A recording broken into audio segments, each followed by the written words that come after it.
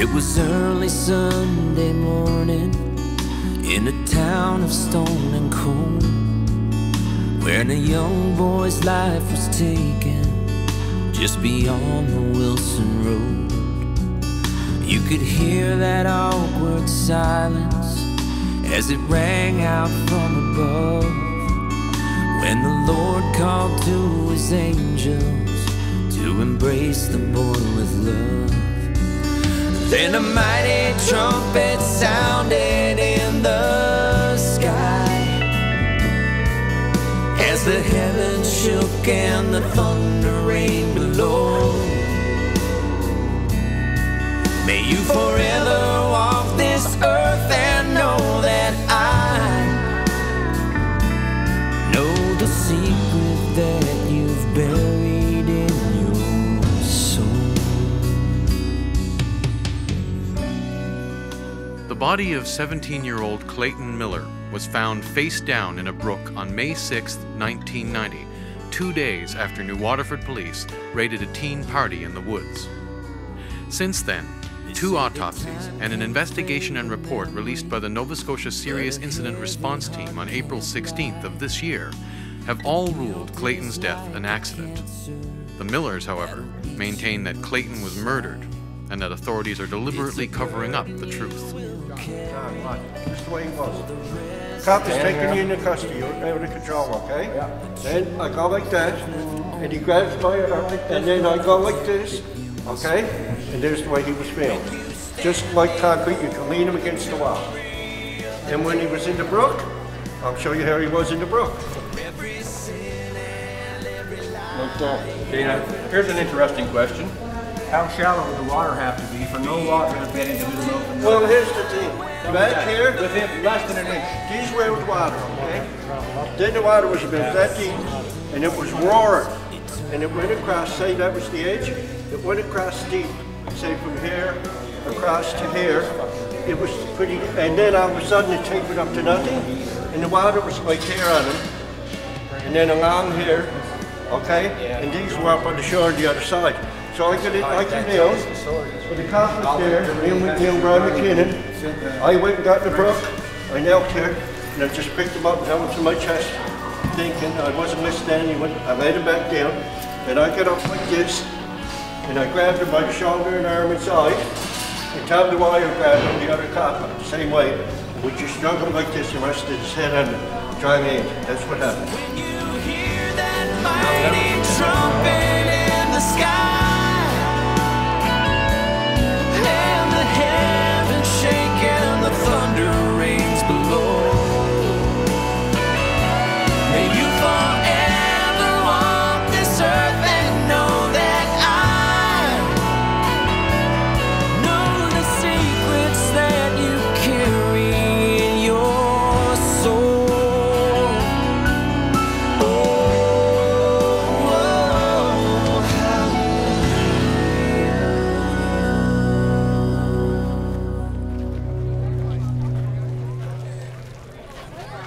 The investigation is a farce. A cert needs to fold because cert's only been put in place to cover their own and continually sweep other things under the rug because you can't convict your own. Worst waste of taxpayers' money, as far as I'm concerned. Ron McDonald didn't interview the people that he was supposed to interview. If it was going to be a thorough investigation, everybody involved, all the names, every one of them, no stone should have went unturned. This investigation I didn't think was very fair for the Millers because they've been waiting 25 years. And after 20 years, you're supposed to have a freedom of information, and they weren't released any of that, all of the material. What they're missing is the negatives and the photos and some of the documents they don't have, which I think is crucial. All of their questions are not answered, and I feel that they definitely deserve that. And we're here for justice, not just for Clayton, but justice for us all, because some of these police officers are still on the police force that are being accused of some of the wrongdoing that happened to Clayton that night of May 4th, 1990. Police should not be investigating themselves, let's face it. They're never going to be guilty, they investigate themselves. And the worst thing of all was that it got the hopes up of the Millers, who deserve answers. I'm originally from the UK, so it's the first time here and I've read a lot, so I support the cause. I've been through 3 murders myself, so hence being here. I think it's very important, not just for the people of this community and the family, but for people all over the world, that this sort of thing gets addressed and stopped as much as possible. I see the support growing. I think it's a wonderful thing. I think today was absolutely fantastic that people came out and joined this family in their protest against this absolute injustice. Well, what I want to know is, what do you think of the results of the investigation? What investigation? That's what I think about that investigation. Okay.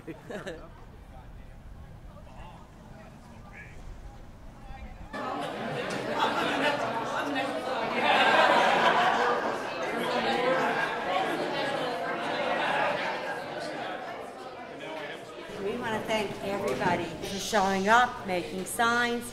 We want to thank Anonymous for making the trip down here to be with us for the walk. Michael McGinnis from Owls Cove, that is awesome. He's out there every day.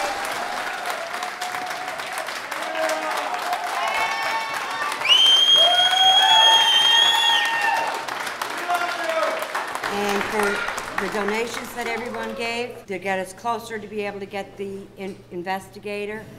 You people are awesome.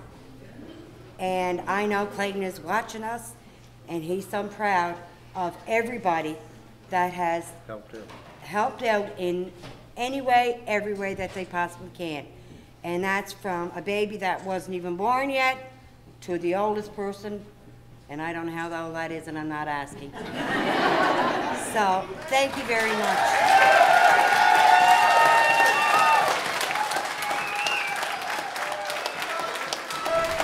And there's somebody that's special to our family and to everybody, because all I have to do is send her a message and she's doing it. Lisa Cameron.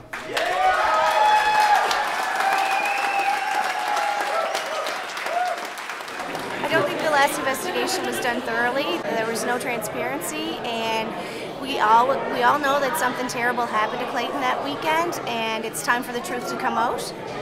And if anybody out there has any answers, the time will be now to come out and tell your story. Justice for Clayton Miller. When Clayton was injured, there wasn't just one officer doing so, there was multiple individuals. So that being said, they can't prosecute just one individual for Clayton's murder. There's more than one individual at hand, and that being said, there's not enough manpower to arrest all the individuals that were on the police force that helped in Clayton's death. There shall be light brought to justice, and there'll be peace for the Millers, and there'll be more than one culprit that'll be brought to life. He was facing that way, and they wouldn't take a picture of him in that position. At the hospital, they turned it that way, and I think they put this here, and, you know. Dr. Bowe's report, he says that you're saying that, but it must have been a severely emotional event for you. So, and your objective that day was not to make detailed observations of the position of your son's body. That's what Dr. Bose says. Can you imagine finding your son face down in a brook? Would you forget? And not noticing the position of his mouth and nose in the water? Ask yourself that question. Also ask yourself why there were 4 police at the autopsy of a boy who fell down in the brook. This took place the day after he was found, long before any allegations were made against the family. There's never a reason for 4 police officers at an autopsy. If anybody can give a reasonable explanation for that, I may possibly change my opinion of some things with this case. But I cannot conceivably come up with an explanation for 4 police officers at the autopsy of a boy who fell in the brook with an unremarkable death. Besides that, in those days, there were 3 officers on duty in the Waterford per shift, and there were 4 at the autopsy. So one of those 4 officers would have to have been called in as well. There's no one else policing the town while the autopsy is going on. Would that be a likely scenario, do you think? I think not. In '98, when I picked Parliament Hill, one of my sisters called me, she said, do you think there'll ever be something we can get done that we'd like done? I said, I seen a piece on television of an honest forensic pathologist. There's no question, he is honest. That's it, because of what he did. And we ended up getting, my sister got hold of him, got him involved. And he explained to us and the public that he had 5 or 6,000 autopsies under his belt. And he said in a written report to us, pulmonary emphysema in the beginning, the inquiry, dry drowning, the exhumation, exposure, okay? He said none of them things can be because the physical signs are not there to support them. But there are physical signs there, and they indicate the chokehold. That's from the best of the best. Dr. Lewis Rowe. Yeah, from the States. Yeah. They choose to ignore that. He also said that afterwards, most likely, his body was moved Yes. and put in the brook. Imagine. Sometime between Saturday and Sunday when the body was found. Oh, and there's a big issue got to be kept on to about, like, if he laid in the brook that long, even according to Dr. Johnny. Not a bug bite. What? For one thing, not a bug No, bite. but you go home and lay in the tub for an hour and look at your fingers and toes and your skin. He's supposed to be there since a day and a half. Think about it. There was no crime scene photos taken. Not one. No crime scene was taped off. No photos were taken. No record was kept of anything. That was unheard of. If you've got somebody dead, you map the whole place out, what position the body was in, all of this, so you can find out exactly what happened, because everything, every detail could be evidence. But instead, they let Jervy go down there, pull his son out of the brook. Even a cop assisted him taking him out of the brook. No crime scene photos were done. I mean, crime scene photos are like police 101. That'd be like firemen in a fire truck coming up to a burning house, pulling up in front of it, then taking out newspapers and sitting there reading. Somebody comes along and asks them, hey, shouldn't you be like putting some hoses on that house or something? And they just go, we know how that fire started. We don't have to worry about it. That's basically what happened here when you don't do a crime scene. What we need to find out, and I think this is where the truth lies, if we can find out why the police didn't do a crime scene, why they didn't take any photos, then we'll get to the truth. I would just like to say that I'm a friend of Clayton, and that this is a great injustice both to the Miller family, to Clayton Miller, and the community at large, to all of Canadians who look towards law enforcement for help. Prime Minister Harper needs to investigate this Nova Scotia government, because obviously 3 levels of government have shown that they also will sweep this under the rug.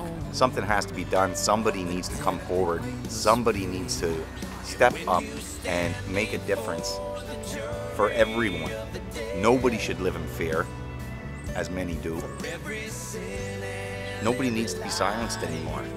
This is Canada. This is a free country, and we just want justice for a young boy who was murdered, and that murder then covered up. We want Jervy to be able to put down his sign, and we want the Miller family to go on and live their life without fear. Thank you all, everybody, and if I missed anybody, which I don't think I did, everybody, thank you.